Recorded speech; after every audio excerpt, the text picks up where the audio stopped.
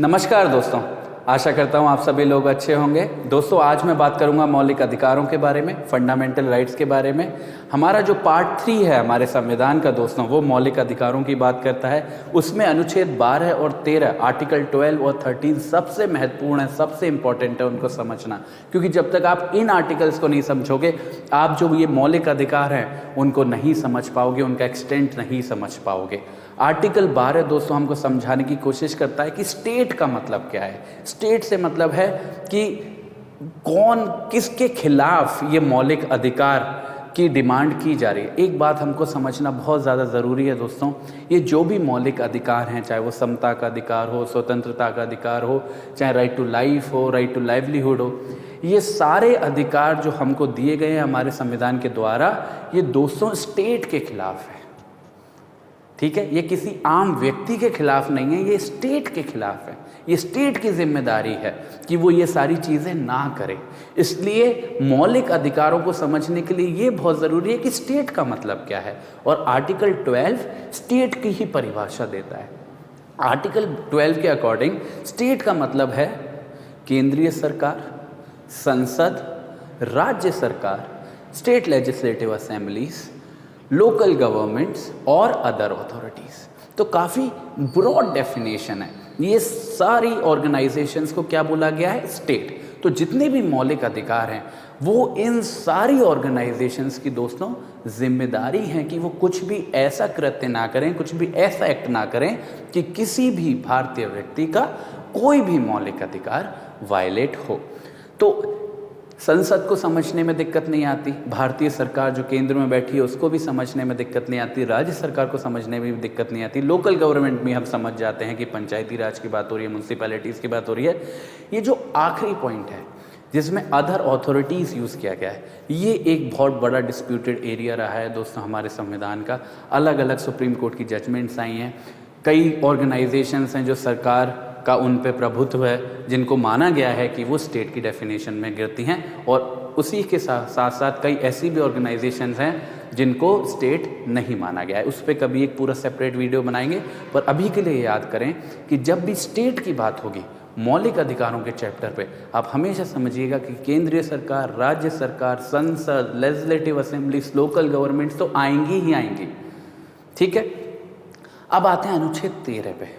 अनुच्छेद 13 इसलिए महत्वपूर्ण है क्योंकि ये बताता है कि कानून का मतलब क्या है, लॉ का मतलब क्या है। क्यों बताया जा रहा है? इसलिए बताया जा रहा है कि देखिए, जो भी स्टेट है, चाहे वो केंद्रीय सरकार हो, चाहे वो राज्य सरकार हो, वो अगर मौलिक अधिकार वायलेट करेगी तो कैसे करेगी? कानून बना के। एक ही तरीका है उसके पास, एक ही ताकत है, तो कानून बना के ही कर सकती है वो। तो ये बहुत जानना ज़रूरी है कि कानून का मतलब क्या है, कौन सा एक्शन है जिसको कानून माना जाएगा और जिसको ये बोला जाएगा क्योंकि ये कानून है इसलिए ये मौलिक अधिकार वायलेट कर रहा है। तो अनुच्छेद जो हमारा 13 है वो भी कानून की बहुत ब्रॉड डेफिनेशन प्रोवाइड करता है।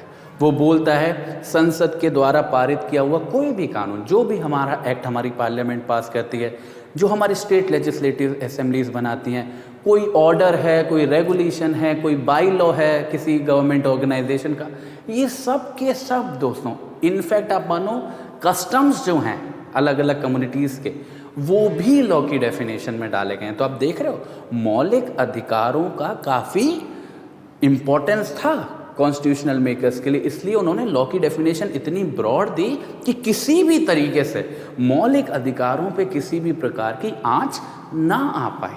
ठीक है दोस्तों, इसलिए लॉ की डेफिनेशन बहुत ब्रॉड प्रोवाइड करी गई है आर्टिकल 13 में।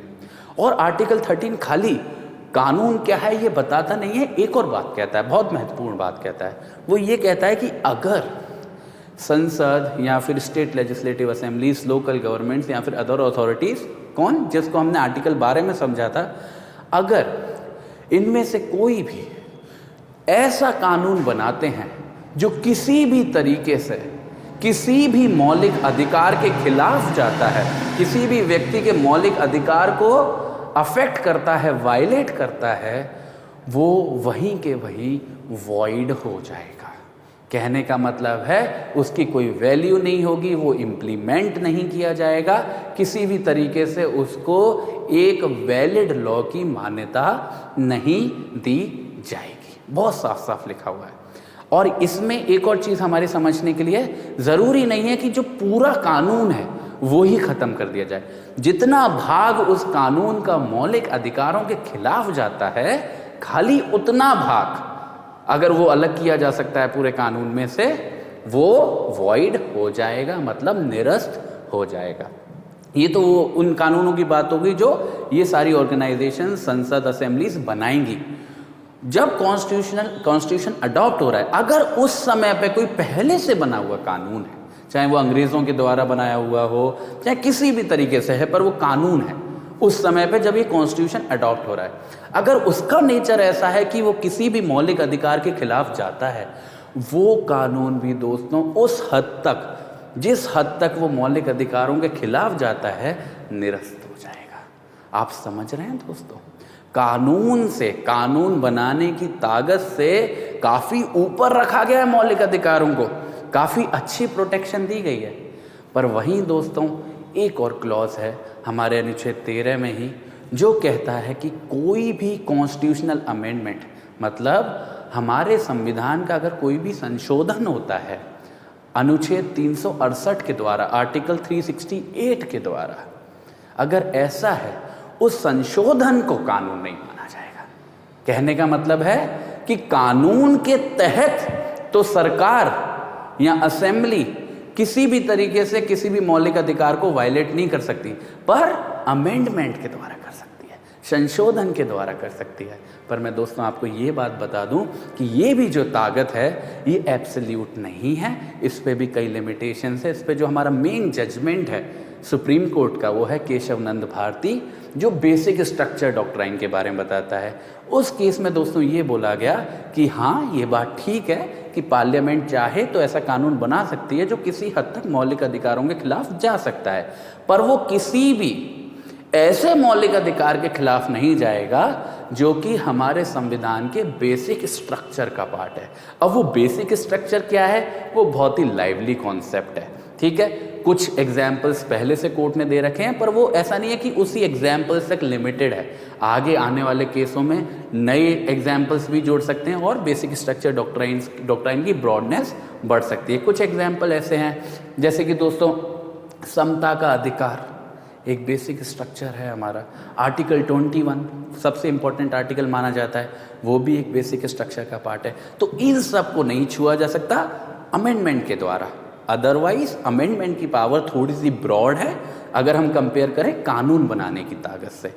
तो ये था दोस्तों हमारा डिस्कशन अनुच्छेद 12 और अनुच्छेद 13 पे, आर्टिकल 12 एंड 13 पे। आशा करता हूँ आप सबको समझ में आया होगा। अगर आपको दोस्तों वीडियो अच्छा लगा तो प्लीज़ इस वीडियो को लाइक करो, शेयर करो, सब्सक्राइब करो, और मेरा टेलीग्राम का लिंक मैंने डिस्क्रिप्शन में दे दिया है, उससे कनेक्ट हो। जो भी कुछ डॉक्यूमेंट्स हैं, डेटा है, कुछ भी मैं क्रिएट करता हूँ, मैं उस टेलीग्राम ग्रुप पे डालता रहता हूँ। मेरे साथ जुड़े रहें। Thank you so much.